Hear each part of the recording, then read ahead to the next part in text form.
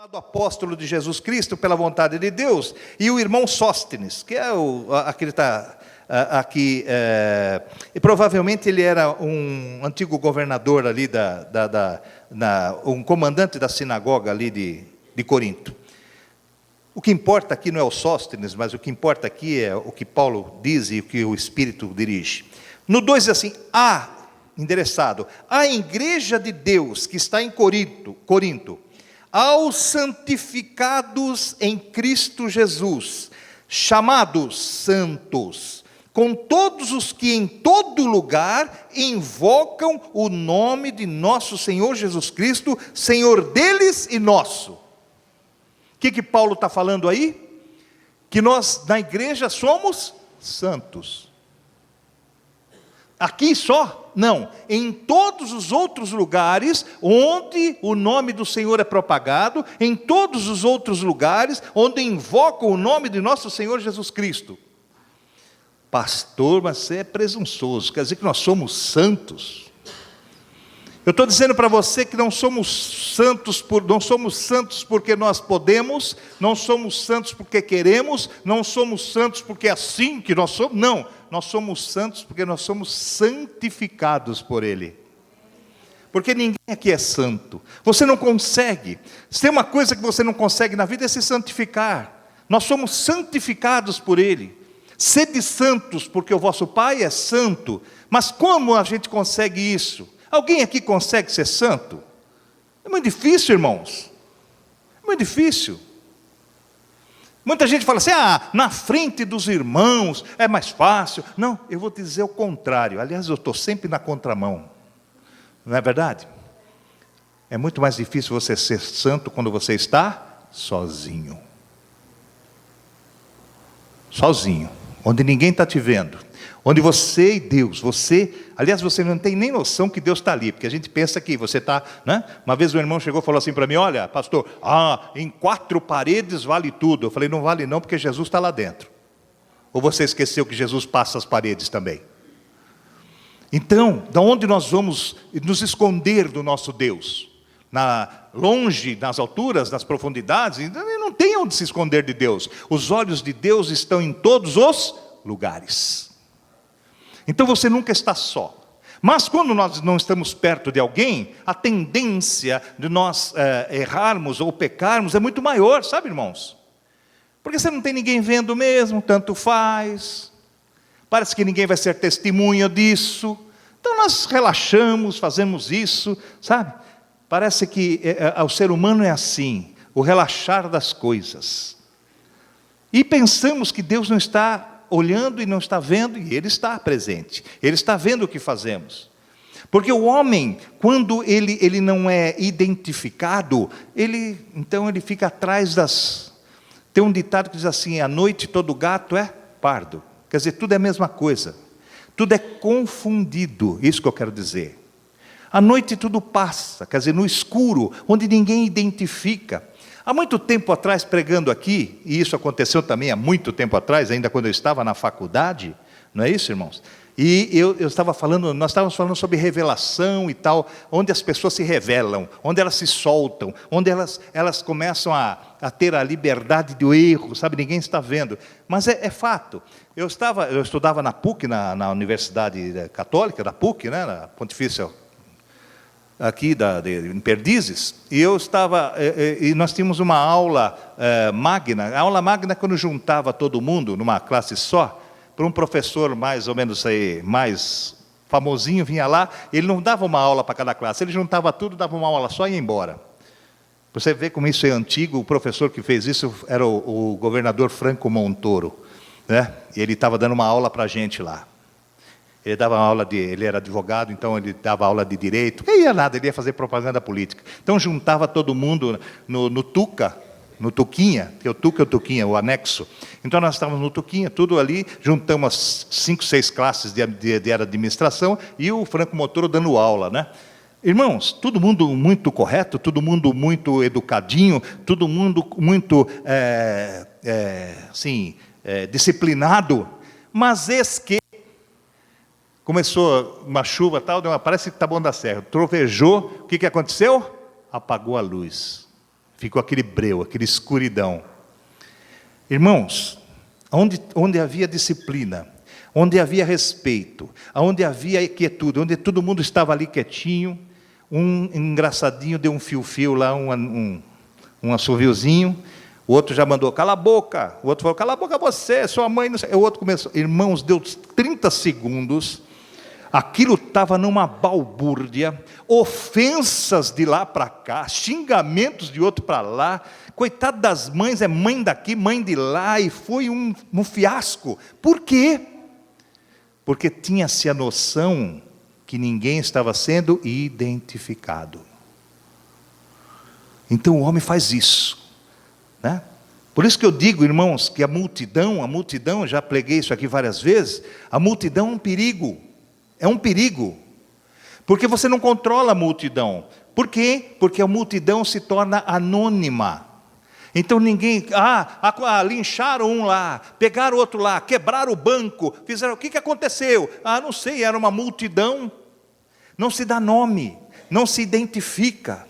O que não acontece conosco, meus irmãos. A palavra de Deus diz que Deus nos conhece e nos chama pelo nosso nome. Ele nos conhece por dentro e por fora. Ele nos identifica. Sabe, irmãos? Nós somos ali, nós estamos com o nosso livro, o nosso nome no livro, ali estamos identificados por Deus. Não há como nós sairmos para lá ou para cá, ou a escuridão ou na claridade, porque para Deus, a Bíblia nos ensina, tanto a luz como a escuridão é a mesma coisa. Isso quer dizer, ele enxerga em tudo.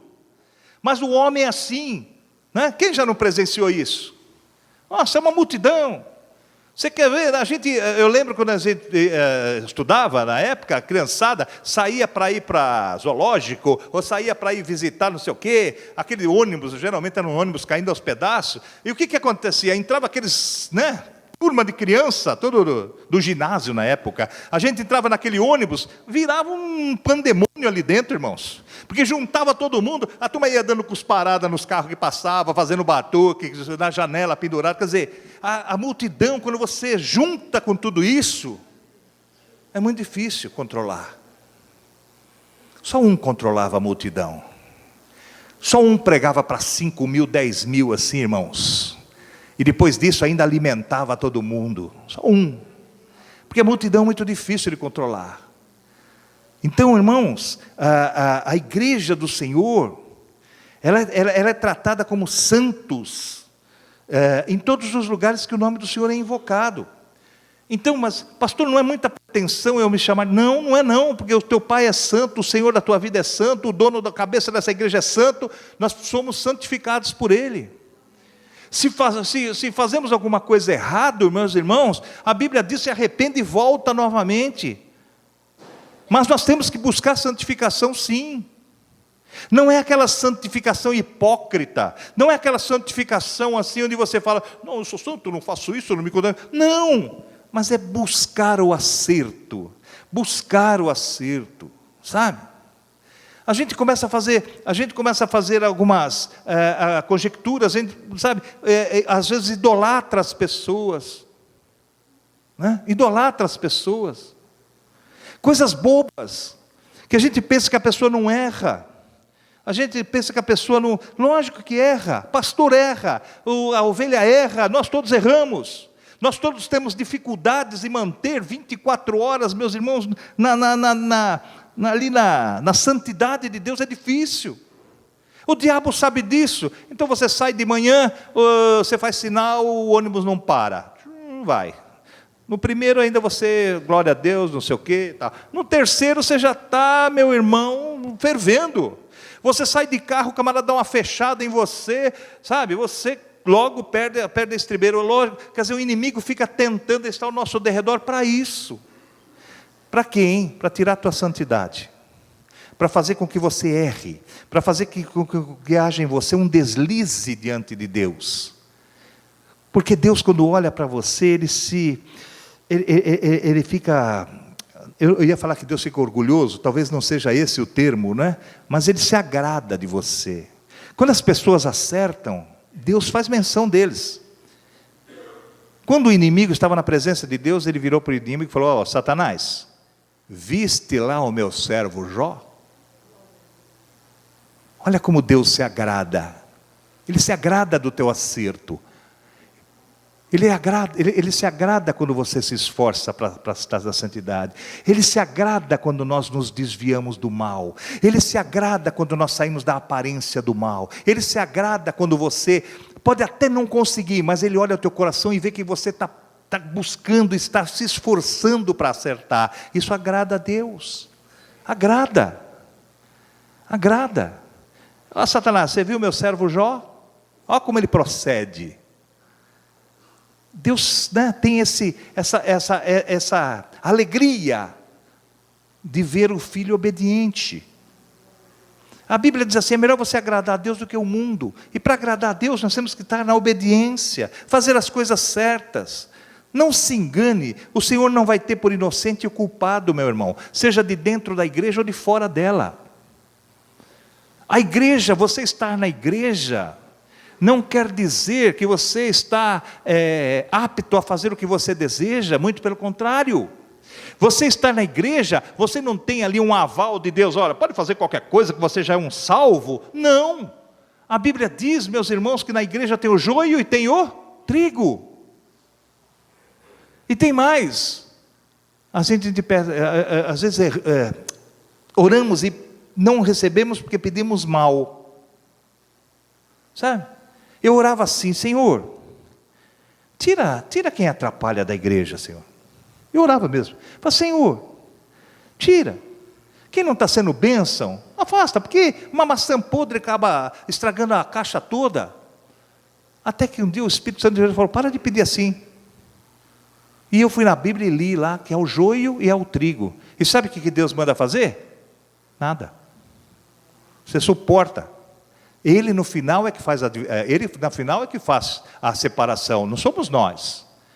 Porque ele diz assim: não julgueis. E quando eu falo: Senhor, tira aquele que não presta, eu estou julgando. Eu não sei o coração da pessoa, eu não sei como é que ela procede, eu não sei. Está certo? Não sei. Eu não sei como é que ela é fora daqui. Quantas vezes, meus irmãos, nós encontramos com uma pessoa e falamos: você conhece fulano? Ela é da igreja. É crente? É crente? Aquilo lá, chama daquilo lá. Aquilo lá é crente? Você fala: é. Não parece. Irmãos, isso é uma facada. Isso é uma coisa terrível. É o procedimento.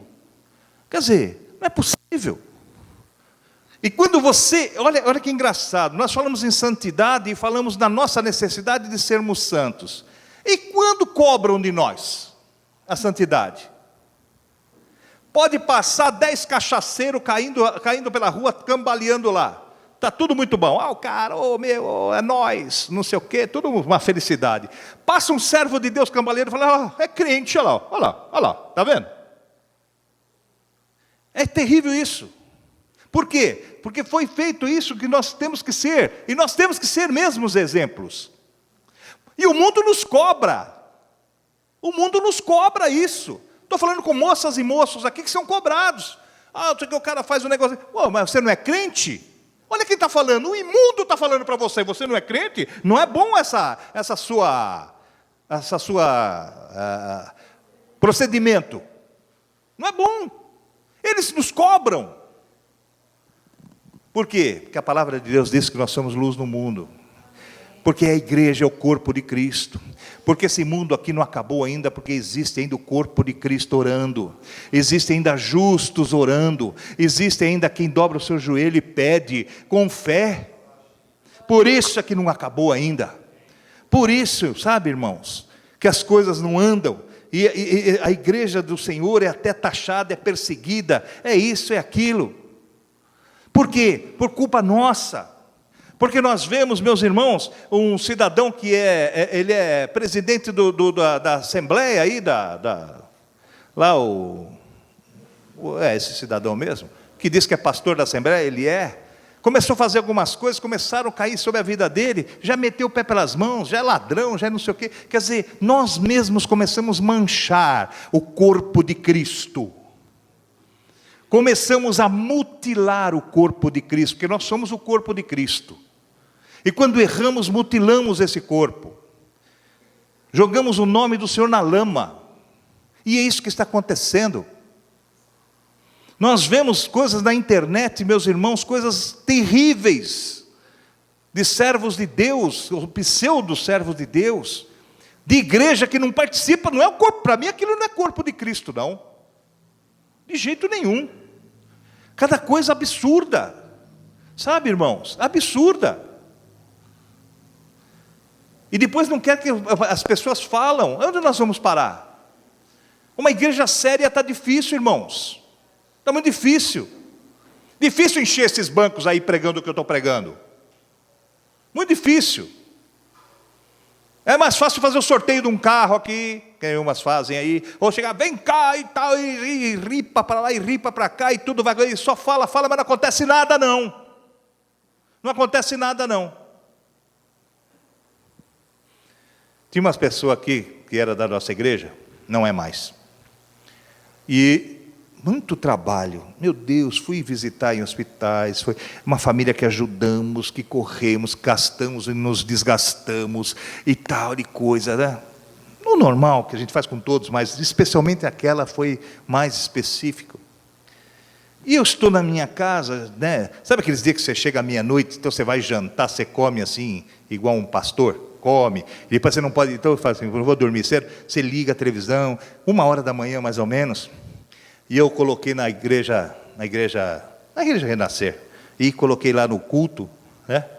E daqui a pouco a chefe lá, a bispa lá, pá, vem, Deus está me mostrando, não sei o quê, e tal e coisa, e você que está com problema na sua perna, e não sei o que, vem para frente aqui. Aí eu olho assim e falei, minha ovelhinha, rapaz, na televisão, foi lá na frente lá, e a bispa pôs a mão, e agora você vai ficar curada, quer ver que você está curada? Ela pulava dessa altura assim, eu falei, misericórdia, rapaz.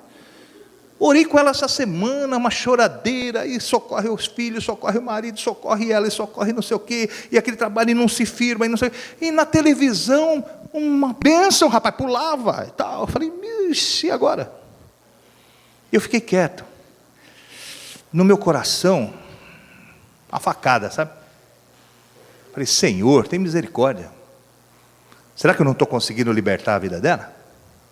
Irmãos, eu vi isso no comecinho da semana. Na quinta, que tem culto, aí vem aí a pessoa. Pastor, ora por mim, que eu estou com dor na perna. Ué, minha filha, eu vi você pulando na televisão. Você quer que eu ore para você? Para quê? Você não foi curada? Não, mas ali foi aquele momento, mas está tudo... Ah, é? Irmãos, há uma diferença de pregadores e pastores. Eventualmente você pode ser um pastor e um pregador. São coisas diferentes. Pregador é pregador. Pastor apacenta. Isso quer dizer o quê? Nós estamos com vocês 24 horas por dia, acompanhando o problema, orando nas lutas, nas vitórias e nas derrotas, ou nas pseudo-derrotas. Estamos aí.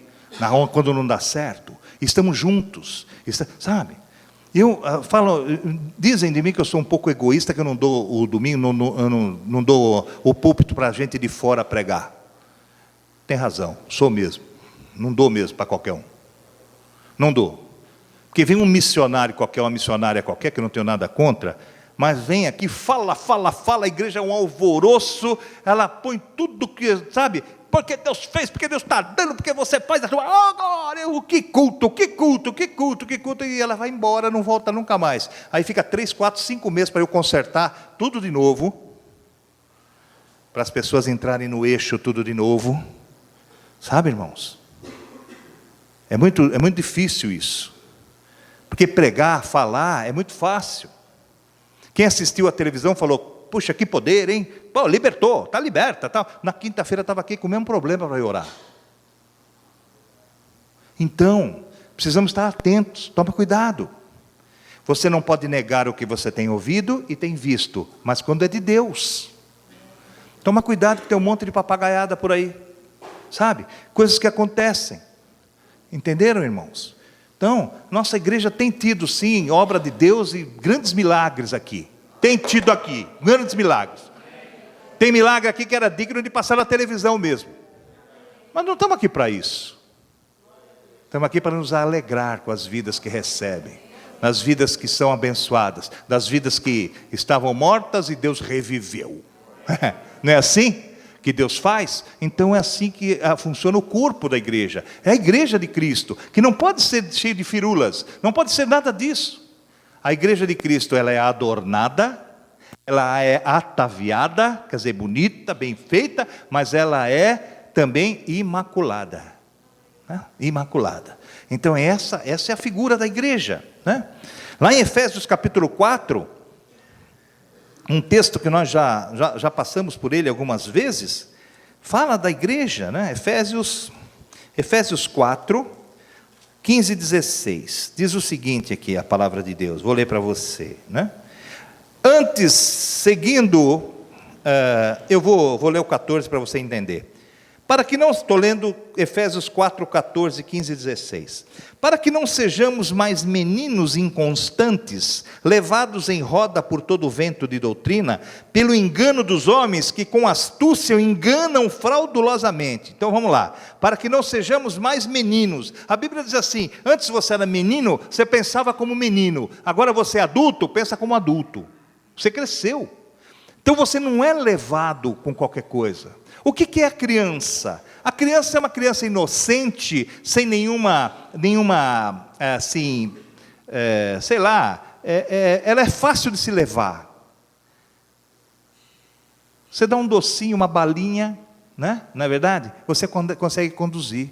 Tem crente que é menino, que fica atrás do docinho e da balinha, que ainda não descobriu e ainda não atentou para que nós crescemos na obra. Que agora você pensa como adulto, que você não fica parado nos rudimentos, mas você vai crescendo na graça e no conhecimento. Paulo diz aqui assim, olha, para que não sejamos mais meninos inconstantes, quer dizer, o menino que está, uma hora não é, levados em roda por todo vento de doutrina. Irmãos, qualquer doutrina que é colocado aí, o pessoal acata, o pessoal acha que é de Deus. Tem uma igreja aí que está vendendo entrada para um monte aí. Você paga. Você paga para entrar. Você vai ser abençoado aqui no monte. Você paga. Para subir no tal do monte lá.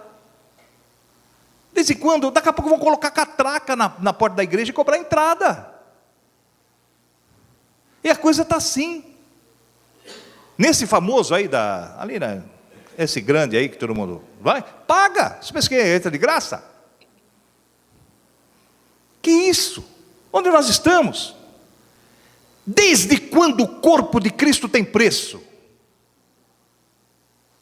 Desde quando? Então, irmãos, não sei o que está vendo, e parece que nós estamos entenebrecidos, ninguém está vendo nada, ninguém faz nada. Uma coisa terrível. E canais de televisão. Irmãos, o que tem de programa evangélico durante a madrugada, durante o rádio, no rádio, na televisão, era para o mundo estar convertido já. Está convertido.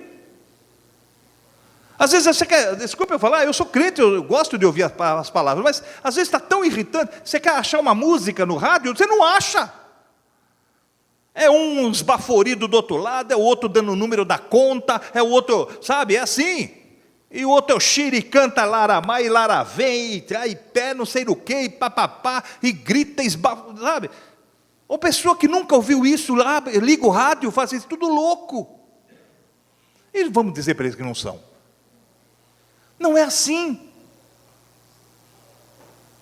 O falar das línguas é para aquele que é de dentro, viu, irmãos? É edificação nossa. Edificação nossa. Agora o camarada começa a falar um monte de língua estranha no rádio, os caras falam assim, louco esse cara aí, esse cara é louco, rapaz, o que eu vou fazer lá? Está entendendo? Eu não sou contra, eu falo, os irmãos falam, são batizados aqui, temos os dons, graças a Deus, mas não é isso, sabe? Não adianta você pegar uma pessoa que veio aqui a primeira vez, não sabe nem o que está acontecendo, você põe a mão, tira a mão, ela vai falar, e daí? Não é melhor você falar assim para ela, olha, Deus te ama, eu vou orar por você, creia que Ele é teu Salvador. Pronto, fala o português para ela, claro. Depois é outra coisa. A língua é para edificação nossa. Se não tiver, a Bíblia fala assim, se você falar em línguas e não interpretar, não fale. Porque não vai edificar. Não vai edificar. Sabe? Então o que acontece? Estamos metendo os pés pelas mãos. Liga a televisão, o camarada chega e fala assim, um grande aí agora, aí, o cara parece a serra pelada, ele tem 5 dedos, tem 5 anéis. Se ele fosse uma centopeia, ele tinha 100. Parece a serra pelada, o cidadão. Para que isso? Para que isso? Aí ele vira e fala assim, não deixe fechar esse programa. Olha o número da conta. Vende um anel daquele, paga uma semana de programa, é? E aí? Vende. Que isso, irmãos? Onde nós vamos parar? Sabe? Coisas incríveis. E pede dinheiro, irmãos. Sabe, eu chego aqui e falo, irmãos, eu estou passando para você a importância de você ser fiel no dízimo. Eu não fico aqui, vamos fechar, nada disso. Nada disso. Então nós temos coisas que são, sabe, tudo isso é santificação. Você pensa que estão fugindo do tema? Não estou. Tudo isso a igreja tem que ter uma conduta. Porque se você diz assim, aquele que junta com uma prostituta, ele peca contra o corpo. E quando nós perdemos a santificação, nós pecamos contra o corpo de Cristo. Então nós devemos ter cuidado. Tem pessoas aqui que eu cheguei e já falei assim, por favor, não fala que você é daqui. Você pega o Facebook, faz tanta coisa, o procedimento é tão ruim. Depois fala assim, é da igreja do pastor Walter. Ela, pelo amor de Deus, não é não. Não é não. De jeito nenhum. Por favor, não diga que é daqui não. Por quê? Porque o testemunho é péssimo. Você está maculando o corpo de Cristo, você está mutilando o corpo de Cristo, sim, senhor. O crente é se ensina ou não, nós temos que ter uma conduta, irmãos. Uma conduta. Uma conduta. Conduta no se vestir. Conduta no procedimento. Está certo? Ora, irmãos, eu preciso parar de falar, senão não dá nem para gravar. Sabe? Estava no altar de uma igreja aí, veio uma oficial da igreja, ela se abaixou lá para pegar não sei o que, o pastor, tinha um pastor da assembleia do meu lado, ele até fez assim, olhou para o céu assim. É constrangedor. Eu não estou falando que vocês têm que usar burca aqui, fechado só com o olhinho de fora, não é isso que eu estou falando. Mas nós temos que ter um procedimento. Somos o corpo de Cristo. O corpo de Cristo não é para ser exposto dessa forma. De jeito nenhum. De jeito nenhum. Não é o pastor aqui que é, o pastor, irmãos. Então pastor, eu quero, sabe, como é que eu tenho que me vestir? Não sabe? Olha para minha mulher. Já olharam para ela? Faça assim. Desculpe, eu estou falando ela porque não dá processo. Podia falar de outra, eu estou falando da minha. Ok? Olha para ela. Tá? Pastor, como é que é? Poxa, o pastor tem... Não, olha para a minha vida. O dia que eu não for exemplo para você, você picha fora daqui, vai embora. A palavra de Deus assim, olha para quem está na frente. Ele tem condição de tocar a casa dele? Porque se não tiver, vai embora. Vai embora. Sabe? Pastores que a gente vê aí cada escândalo. Tinha um pastor da televisiva aí que eu achava até muito... Largou a mulher dele, largou o filho dele, não sei o que, casou com a irmãzinha da primeira fila aí. Que isso? Vamos chegar tudo diante de Deus, porque Ele vai estar julgando, sabe? Porque Jesus foi nosso Salvador até a cruz do Calvário, Redentor. Agora Ele está sentado da direita de Deus Pai para fazer o quê? Para julgar. E nós vamos passar lá. Nós vamos passar por tudo. E vai julgar. E vai chegar para o servo de Deus e falar assim: opa, vamos começar aqui a descrever aqui o que você tinha que ser, não foi.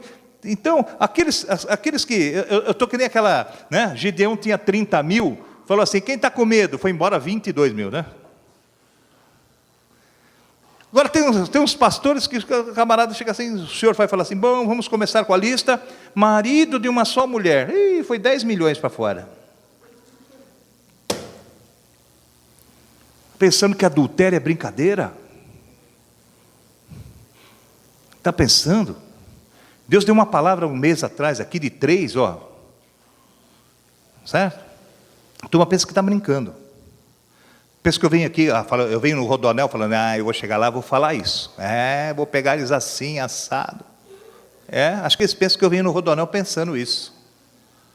Acho que sim. Certo? Então nós temos que estar firmes. A figura da mulher que era da igreja, ela ora sim. Porque lá em 2 Coríntios, por favor, abra aí 2 Coríntios 11. 2 Coríntios 11. 2 Coríntios 11. Versículo de número 2 diz assim. Olha só que coisa. Porque estou zeloso de vós. Isso é aqui o apóstolo Paulo falando para o Coríntios, para a igreja de Corinto. Porque estou zeloso de vós, com zelo de Deus, porque vos tenho preparado para vos apresentar como uma virgem pura a um marido, a saber, Cristo. Cristo. Uma virgem pura é aquela que não se prostitui. Pastor, se a figura da igreja... Como é que a igreja pode se prostituir? Tem um monte. Fácil. O que é uma mulher fiel? O que é uma mulher fiel? O que é uma noiva fiel? O que é uma esposa fiel? É aquela que pertence a um só, certo? Um só marido. O que é uma igreja fiel? É uma igreja que tem como um único Senhor. Agora você entra em igrejas que tem vários senhores, e que essa igreja serve a cada um, né? Serve a cada um. Então não é uma igreja fiel. Uma hora está sujeita a um, outra hora está sujeita a outro. A outra hora depende do caso. Se for isso é para esse, se for, sabe, é um marido para cada caso, é um senhor para cada circunstância.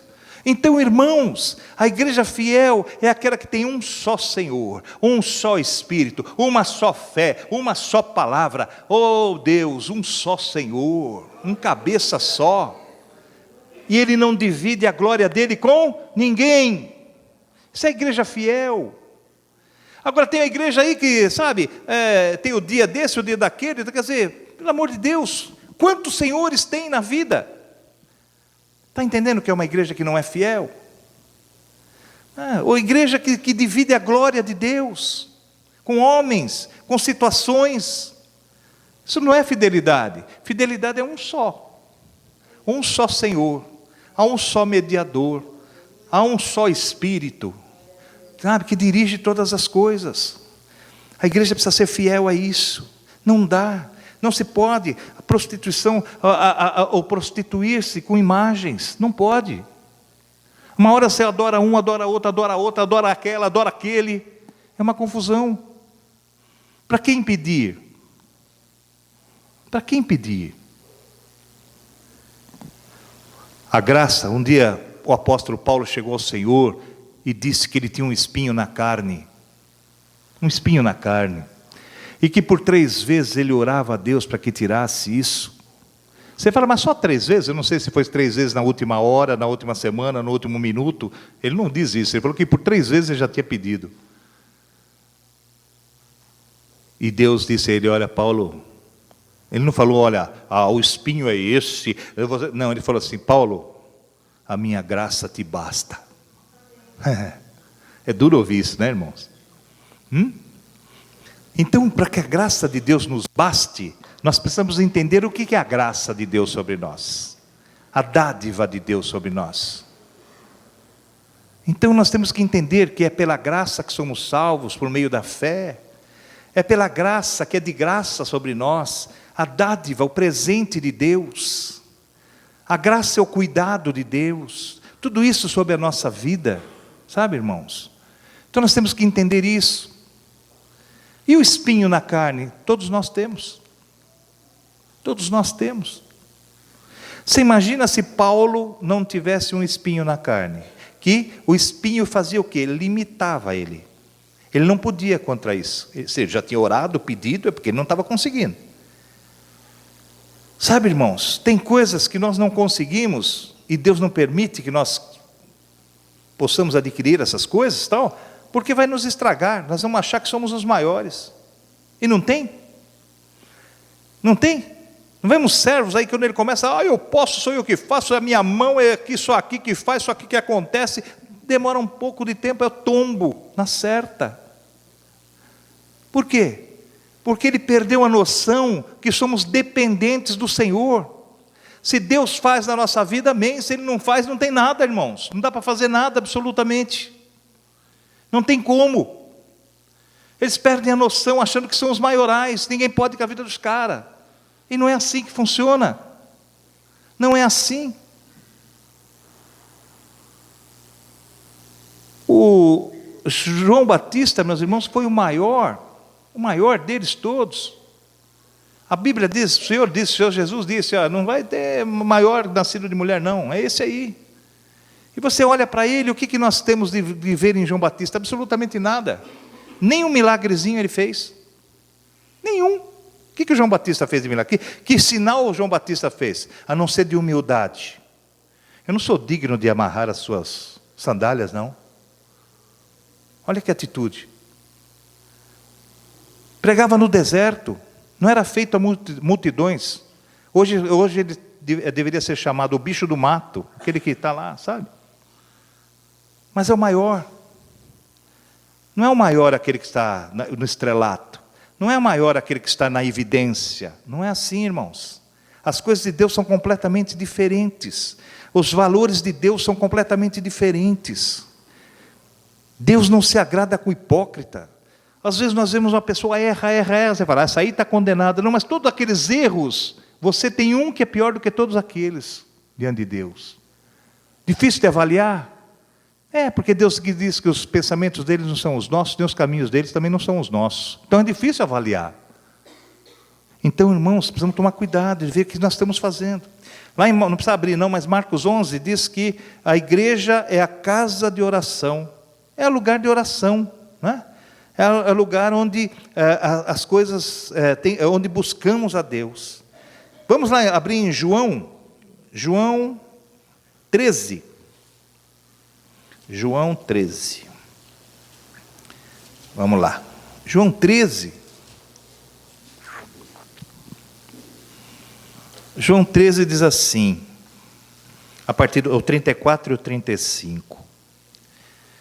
Olha que Jesus diz aqui: um novo mandamento vos dou, que vos ameis uns aos outros, como eu vos amei a vós, que também vós uns aos outros vos ameis.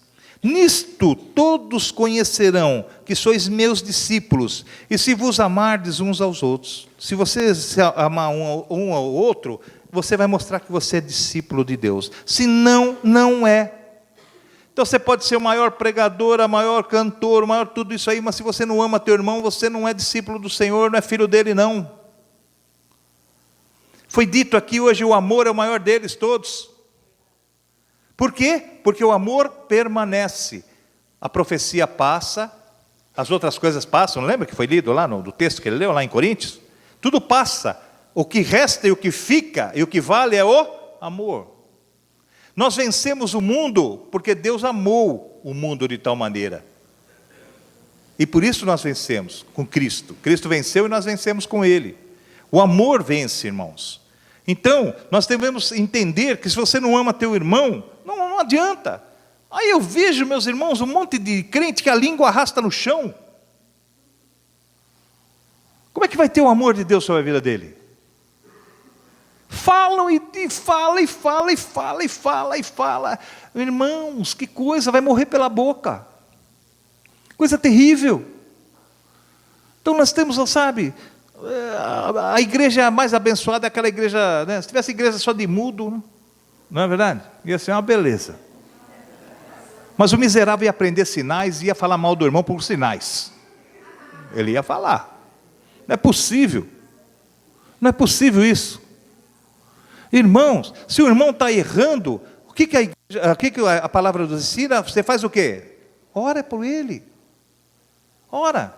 É lógico que nós falamos, aquilo está errado, aquilo, mas não é um sentido de julgamento, é até lamentando. Até lamentando. Mas, irmãos, precisamos parar com isso. Sabe, o irmão é isso, o irmão é aquilo. Para de julgar aí, porque senão o negócio está feio. Nós não vamos conseguir absolutamente nada desse jeito. Não vamos. Sábado eu vou estar pregando na igreja do pastor Rogério. Sabe qual é o tema lá? Eis que cedo venho. Você sabe o que eu vou falar lá? Não? Nem eu. Estou pedindo a Deus ainda. Vamos ver o que Deus vai dar. Eis que cedo venho. Esse é o tema lá. É a volta do Senhor. E aí? E se voltar agora? Hein? E se voltar agora? O Senhor diz assim que Ele abomina aquele que semeia contenda entre irmãos. Quem não semeou uma contendinha hoje? Irmão, a gente fica tudo. Como é que nós vamos administrar isso na nossa vida? É difícil. Ficar calado é difícil. Por isso o Senhor diz assim: quer vir após mim? Você negue-se a si mesmo, tome a cruz e siga-me. Negar-se a si mesmo é fechar a boca, sabe? É terrível. É um julgamento atrás do outro, e nós precisamos estar libertos disso, irmãos. Senão não vai dar, não tem como. 1 João, lá na carta de João, já vou terminar. Lá em 1 João, tem as cartas de Pedro, depois vem as 3 cartas de João, lá no final da tua Bíblia. Na primeira carta de João, no capítulo 4, versículo de número 20, diz o seguinte: se alguém diz, 4:20 de 1 João, e segura o dedo aí que nós vamos falar mais de João. Se alguém diz, eu amo a Deus e aborrece a seu irmão, é mentiroso. Pois quem não ama o seu irmão, ao qual viu, como pode amar a Deus que quem não viu? Então aquele que aborrece o irmão é mentiroso. Diz, eu amo a Deus e aborrece o irmão, é mentiroso. E mentiroso é filho do diabo, que o pai da mentira é Satanás. Então Deus está sendo claro aqui, claro. Tá? Então aborrece. Quantas vezes? Eu só recebo gente na minha sala aborrecido. Ultimamente só. Porque o irmão falou, porque o outro falou, porque olha, estão dizendo aí. Sabe, isso é difícil. Eu já falei para alguns irmãos, não chega mais para mim e fala assim, pastor, falaram aí, não vem no sujeito indeterminado mais para mim não. Ou você vem e fala assim, esse aqui falou, ou não conta nada para mim não. Porque nós vamos chamar e vamos orar. Não vem no, sabe, sujeito oculto, não é assim? Não vem com esse negócio para cima de mim não. Nem vou atender mais. Pastor, falaram, quem falou? Não, eu não quero falar. Não, você já semeou uma contenda miserável, não quer falar? Tem que falar. Vamos tomar uma providência. Todo mundo é passível de erro. E é passível de repreensão. Mas é passível do perdão também. Então, amados, temos que estar firmes nisso aí. Sabermos levar um com os outros. Coisa fica feia se não for dessa forma. Não é isso? Capítulo 3, um pouquinho, uma folha para trás, aí no 14... diz assim, nós sabemos, uma folha para trás, 3,14, nós sabemos que passamos da morte para a vida, porque amamos os irmãos. Quem não ama seu irmão, permanece na monte de defunto aí. Tá? Todo mundo assim. Não ama o irmão? O que é amar o irmão, hein? Eu vou usar um termo chulo, me perdoe. Puxar o saco? Não. O que é amar o irmão? Passar a mão no erro na cabeça dele? Não. Amar irmão é orar por ele, repreender ele quando é necessário, ensinar, né? Ensinar, falar, irmão, a palavra diz isso. Dá uma lida. Você precisa dominar a palavra também. Dá uma lida aqui, ó. Você está fora. Ó, não sou eu que estou falando, não, é o Senhor. Isso é amar teu irmão. Porque Deus repreende o filho que ama. E nós precisamos, se amamos o nosso irmão, se ele é passível de repreensão, não é chegar e enfiar o dedo no nariz dele e julgar. Não, mas fala, irmão, ó a palavra o que diz, ó. Mostra só. Isso é amar a pessoa. Corrigir a pessoa é amar a pessoa. Tá? Então, é falar a verdade. É falar a verdade. Às vezes a Cecília vai se trocar, ela vem lá, o que o pastor acha? Ela volta, né? Ela não fala nada, só perguntou. Se a outra fala, não, está absolutamente, sabe, magnífica tal. E não é, irmãos. Às vezes você corrigir é necessário. Né? É necessário. É necessário você falar. É necessário o marido falar para a esposa, ó, a esposa não está, para onde vamos não é adequado. E a esposa precisa entender. Sabe? Isso com sabedoria, não é falar, você tal, né? Não é ofender, mas é atentar para o detalhe. A mesma coisa a esposa. Quando há amor, há um procedimento recíproco assim, sabe?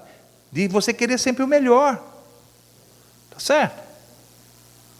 Porque às vezes você vê um casal passar, você fala assim, como é que esse camarada saiu de casa assim, com essa aí? Não é possível. Quer dizer, está feia a coisa. Será que ele não viu? Ele viu, mas não falou por quê? Porque não ama, porque se amasse falava. Se amasse falava. Se amasse falava. Sabe, irmãos? Porque o amor faz isso também. Corrige quando é necessário. Deus nos ama tanto e nos corrige quando é necessário. Capítulo 3, o mesmo capítulo, só que agora no versículo 10. 5 versículos para frente, aí no 10. Nisto são manifestos os filhos de Deus e os filhos do diabo. Qualquer que não pratica a justiça e não ama seu irmão, não é de Deus. Portanto, ele é do diabo. É fácil de deduzir. Aquele que não ama seu irmão, não é de Deus. Não pratica a justiça. Está certo? Então nós vemos, vamos falar, aqui a justiça de toda, mais ampla possível. Mas vamos falar da justiça dos homens. Certo? Tem irmão que é uma bênção. É uma bênção, ele é desprezado, mas falou para ele pagar alguma coisa, meu irmão, você arrumou encrenca. Deve para Deus e todo mundo, pelo amor de Deus. Temos que praticar justiça, o que é justo é justo. Precisamos ter, sabe, aquele que engana o próprio irmão. Que isso? Eu cheguei um tempo atrás e falei assim, ó, eu precisava de algumas coisas na minha casa. Quando chegava o camarada, você é pastor, irmão, eu falei, ai meu Deus do céu, eu não queria fazer mais negócio com crente, só levei bucha, só levei. O camarada queria ganhar um ponto comigo, eu sou do servo, eu falei, ai meu Deus, acho que eu vou procurar um ímpio para fazer o negócio, porque não é possível, não cumpre nada. Que testemunho é esse? Não cumpre nada. Não cumpre nada. Não tem personalidade de absolutamente nada. Mente descaradamente. Quer dizer, como que você pode confiar num negócio desse? Eu tive empregados na minha vida, funcionários na minha vida, muitos. Né? Os que deram mais trabalho para mim foram os crentes. O camarada chegava, era para entrar às 8, ele chegava às 9h30. Rapaz, agora é hora de chegar. Rapaz, teve um culto ontem, pastor. Foi até de noite, o Espírito falou. Eu falei, meu amigo, o Espírito falou lá, mas você precisa vir trabalhar aqui, rapaz. Cumpre horário. Folgado. Porque é crente, porque acha que você é pastor. Então ele chega para você, não cheguei cedo porque eu estava no culto. Desceu fogo lá.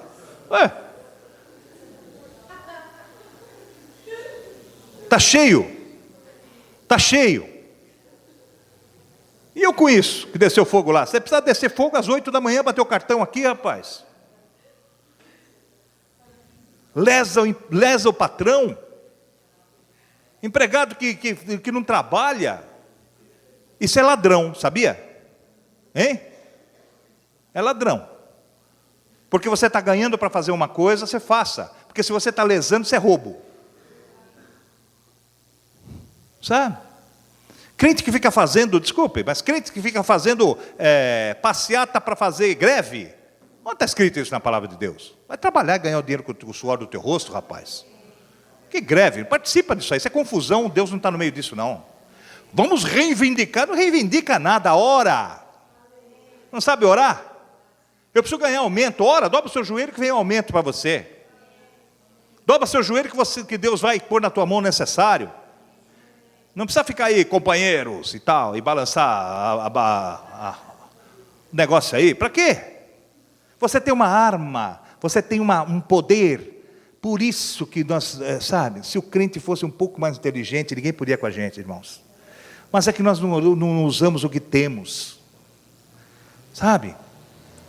Desculpe alguns aí, anarquistas aí que gostam desse tipo de coisa, mas não é bíblico isso não.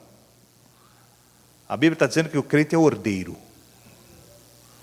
Tá? Isso, participar de, sabe, esses multidões, não funciona para a gente não. Nunca. Você fuja disso, faça a sua obrigação. E o patrão vai ter que fazer a dele, e Deus já fez a dele, na sua vida. Crê no Senhor. Nós não dependemos de situações, dependemos de Deus. Isso é que nós dependemos.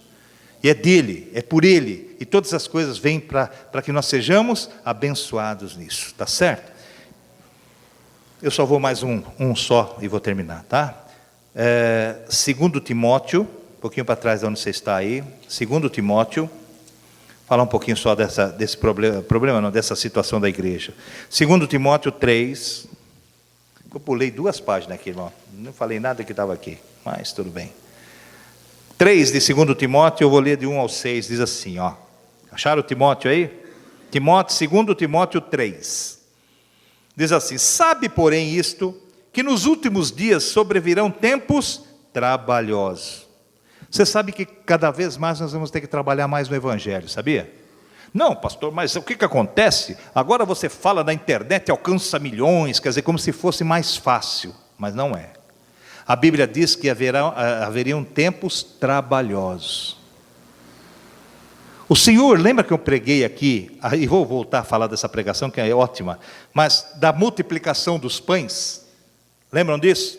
Quando Jesus multiplicou os pães, Ele pegou no primeiro 7 pães e 2 peixinhos, multiplicou aquilo, 5.000, mais não sei quantos, comeu e ainda sobraram 12 cestos. Na segunda multiplicação, ele precisou mais coisas, quer dizer, precisou não, tinha mais coisas, multiplicou aquilo, menos pessoas comeram e ainda sobrou menos cestos. O que quer dizer tudo isso, pastor? Não estou entendendo, vou explicar para você. É que cada vez mais nós vamos ter que nos gastar e desgastar mais para mais pessoas serem alcançadas. Porque a coisa está tão deturpada que pregar um evangelho sério está difícil. Então você vai ter que se desgastar mais. Você vai ter que ter mais testemunho. Você vai ter que falar mais. Você vai ter que pregar mais. Você vai ter que se dedicar mais. E alcançar, verdadeiramente alcançar, que eu digo, converter menos pessoas. Sabe? Porque as coisas estão tão deturpadas que os corações estão turbados. Então, são tempos trabalhosos. Porque haverá homens. Por que tem tempos trabalhosos? Porque os homens não estão mais sérios. Não adianta, irmãos. Você já pensou, se tudo aquilo que a gente assiste e ouve no rádio e na televisão tivesse fruto verdadeiramente que permanecia, todo mundo era crente aqui. Mas a coisa, sabe, é tão lúdica, parece que é multidões, não é nada disso, porque não permanece. Sai de lá, não é um crente que crê verdadeiramente, nada. É só ali na frente. Sabe? Aí você fala assim, passa assim, a turma, sabe aquelas pessoas assim, estão no louvor, a câmera passa, aqueles senhorinhas e senhorzinhos lá, com a mão no peito, e não sei o quê, e outro assim, fala, meu Deus, que pessoal esperto, né? Que pessoal alegrinho, não é isso? Olha como eles louvam. Alguém já assistiu a alguma desses cultos que tem a televisão? Hein? Os caras estão tudo morto. Aí ele passa com a câmera assim, na hora que bate a luz da câmera, o cara parece que desperta. Tá? A câmera passou para o outro lado e já baixa a mão e fica de novo quieto. Quer dizer, para quem estão mostrando? Para que isso? Para que essa hipocrisia? Está entendendo como é que funciona? Você não vê tudo alegrinho? Você fala, puxa, na igreja lá não é tudo alegrinho assim. Como é que o cara consegue? Não consegue. É só pôr porque a câmera vem com aquela luz, então ele sabe que está sendo filmado. Ele pega no breu. Minha filha, parece aqueles balões, sabe? O cara sobe e faz. Sabe, isso não funciona. Porque haverá homens amantes de si mesmos. Vê se não está acontecendo. Avarentos, presunçosos, eles são tudo presunçosos, pensam que são os bons, soberbos, blasfemos, desobedientes a pais e mães, quase não tem isso, ingratos, profanos, sem afeto natural, irreconciliáveis, caluniadores, incontinentes, cruéis, sem amor para com os bons, traidores, obstinados, orgulhosos, mais amigos dos deleites do que amigos de Deus, tendo aparência de piedade, mas negando a eficácia dela. Destes, afasta-se. Olha só, cai fora. Porque deste número são os que se introduzem pelas casas. Que casas são essas? As igrejas. E levam cativas mulheres nécias. Que são mulheres nécias? A figura da igreja é da mulher, é da noiva. Nécias, o que são nécias? Despreparadas. Igrejas despreparadas, igreja que não tem o fundamento, igreja que não sabe responder quem é o Senhor e Salvador da sua vida, igreja que você chega para o povo e fala assim, você quando morrer vai para onde? Cara, não sei, eu não sei para onde que eu vou, sabe? Dá o Waze para ele lá, ver para onde que ele vai. Pelo amor de Deus, você não pode vacilar nisso, pô. Quem é o Senhor? O Senhor Jesus é o meu único e suficiente Salvador. Para onde que você vai? Eu vou com Ele. Chama de paraíso, chama de céu, chama do que você quiser. Eu estou com Jesus, onde Ele estiver, para mim está ótimo. Estou com Ele. Eu vou para meu Pai, vosso Pai. Vou preparar o lugar para onde eu estiver, vós estejais comigo. É isso que está escrito lá. Então, são nécias, mulheres dessa face, são que se introduzem pelas casas e levam cativas. Tem igrejas cativas. Cativas em quê? Cativas em doutrinas falsas, cativas em firulas, sabe? Cativas em procedimentos falsos, em falsas doutrinas. Ora, irmãos, toma cuidado. O dia que sair da palavra, cai fora. É a palavra que vale, é o que está escrito aí, o que vale. O resto é resto, sabedoria humana que não presta para nada. São mulheres nécias. Por que elas são nécias, despreparadas? O que acontece? Carregadas de pecados, levadas de várias concupiscências. Ora, igrejas carregadas de pecados. Mas pastor, a igreja não é um lugar de que pecadores se achegam? É, mas não continuam. Eles melhoram, são transformados. Sempre vai ter pecadores na igreja, graças a Deus, porque tem sempre gente entrando nova, mas não permanece igual. A igreja é um lugar de transformação. Se você não se transformou, é porque não dá para ser corpo de Cristo. Não dá. É transformação. Aquele que pecava, não peques mais. Aquele que roubava, não roubes mais. Aquele que adulterava, não adulteres mais. Mudou.